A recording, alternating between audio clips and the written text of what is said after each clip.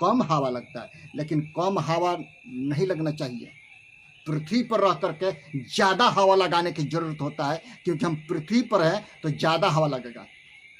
मेरे प्रियो, हमको और आपको प्रार्थना करने की जरूरत है कि हे परमपिता परमेश्वर, जब तू अपने राज्य में आए तो मेरी सुधि लेना। हमको और आपको प्रार्थना करने की जरूरत है एक दूसरे के लिए, और सबसे बढ़ करके हमको और आपको एक दूसरे को प्रेम करने की जरूरत है, और उसके हितों के बारे में सोचना है, न कि अपने हितों के बारे में। मेरे प्रिय, इसमें हम पढ़ते हैं, यदि कोई बोले या यदि कोई भोला हो तो उसको भोलापन जान करके तुच्छ नहीं देखना चाहिए, उसको प्रेम करना चाहिए एक दूसरे को।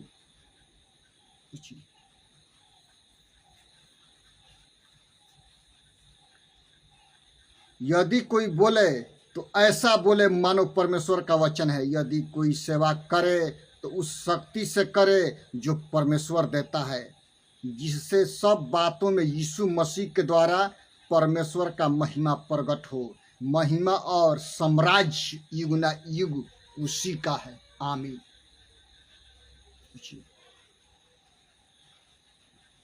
कुड़ के सेवा नहीं करना, इसीलिए जागते रहो, प्रार्थना करते रहो। तुम ना उस दिन को जानते हो ना उस घड़ी को। अपने शक्ति के साथ, तू अपने शक्ति के साथ, अपने प्राण के साथ, अपनी सारी संपत्ति के साथ तू परमेश्वर को प्रेम कर, अपने पड़ोसी को अपने शरीर के अनुसार प्रेम कर, तब तू स्वर्ग के राज्य में जाएगा। सोचिए, बाइबल पढ़ने से नहीं होता है, सोशल वर्कर का काम करने से नहीं होता है। आपका चरित्र कैसा है, आपका बोलचाल, उसको परमेश्वर ग्रहण करता है।